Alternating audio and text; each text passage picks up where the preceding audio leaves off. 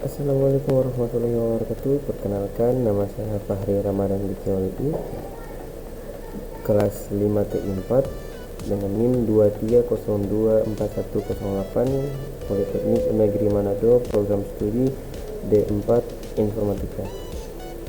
Di sini saya akan mempresentasikan pada mata kuliah yang berjudul kecerdasan buatan.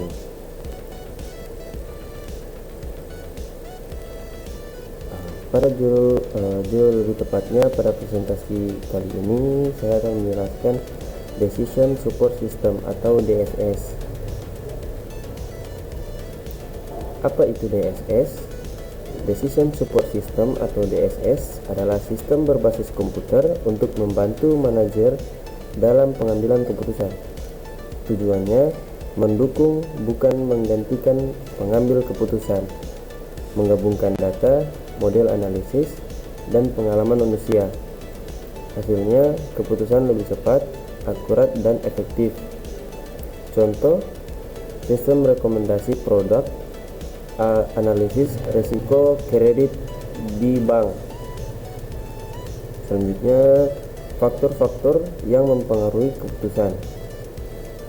Pertama, lingkungan bisnis semakin dinamis dan kompleks dipengaruhi oleh teknologi dan informasi, makin berkembang atau lebih banyak alternatif pilihan pengguna.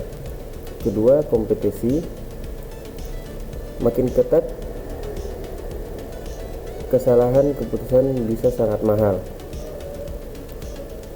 Pasar internasional menambah ketidakpastian. Kemudian ada konsumerisme, kebutuhan dan ekspektasi konsumen makin tinggi.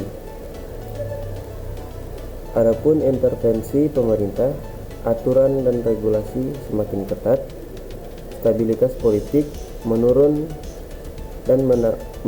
atau menambah risiko di masa depan.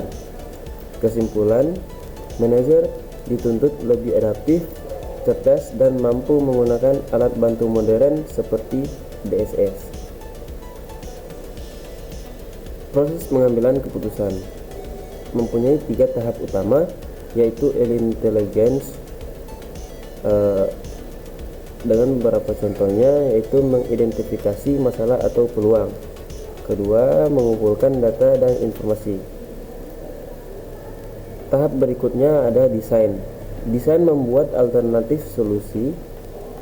Desain menganalisis kelebihan dan kelemahan tiap pilihan. Ketiga, choice atau pemilihan. Memilih solusi yang terbaik. Menentukan langkah implementasi. Contoh sederhana, masalah penjualannya menurun. Alternatif seperti diskon, promosi digital, atau perluasan pasar. Pilihan, gunakan promosi digital berbasis data konsumen. Selanjutnya, ada beberapa jenis keputusan, yaitu yang pertama terstruktur, yaitu rutin, berulang, ada prosedur jelas. Contoh, menghitung gaji karyawan. Kedua, tidak terstruktur, yaitu rumit, tidak ada solusi baku, butuh kreativitas atau intuisi. Contohnya seperti menentukan strategi ekspansi bisnis. Ketiga, ada jenis keputusan semi terstruktur, campuran, sebagian bisa otomatis, sebagian butuh analisa. Contohnya seperti evaluasi proyek baru dengan data keuangan dan intuisi manajer. Selanjutnya, karakteristik DSS. Yang pertama, mendukung keputusan semi terstruktur dan tidak terstruktur. Bisa dipakai individu maupun kelompok, misalnya rapat manajemen. Ketiga, mendukung berbagai level manajemen seperti puncak, menengah, atau hingga operasional. Keempat, fleksibel dan mudah beradaptasi dengan kebutuhan baru. Kelima, user friendly, antarmuka, mudah digunakan.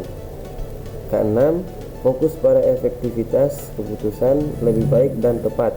bukan sekedar efisiensi. Keuntungan dari DSS yang pertama, membantu menemukan solusi untuk masalah yang kompleks, respon cepat terhadap situasi mendadak dan perubahan pasar. Selanjutnya, ada bisa mencoba berbagai strategi tanpa mempunyai risiko yang besar. Keempat, menghemat biaya dan waktu dalam proses penganalisis. Kelima, meningkatkan komunikasi dan kolaborasi antar manajer. Keenam, memberikan keputusan yang lebih tepat dan konsisten. Ketujuh, meningkatkan produktivitas dan kemampuan analisis organisasi. Komponen utama DSS ada beberapa bagian. Yang pertama, data manajemen berisi database dan sistem manajemen database (DBMS), menyediakan data relevan untuk analisis keputusan. Kedua, ada model manajemen berisi model finansial, statistik, simulasi, atau algoritma analisis, membantu dalam menganalisis berbagai alternatif communication atau dialog subsistem antarmuka interaktif agar pengguna bisa berkomunikasi dengan baik terhadap sistem. Contoh, dashboard, sistem laporan atau chatbot analisis, knowledge management atau opsional. Basis pengetahuan atau knowledge base yang berisi pengalaman atau aturan pakar bisa memberikan solusi cerdas untuk masalah yang rumit. Selanjutnya, kesimpulan. Decision Support System atau DSS adalah solusi modern untuk mendukung pengambilan keputusan yang lebih baik di tengah tantangan bisnis yang kompleks. DSS tidak menggantikan manusia, tetapi membantu manajer agar bisa berpikir lebih strategis, menganalisis lebih cepat, dan mengambil keputusan dengan informasi yang akurat.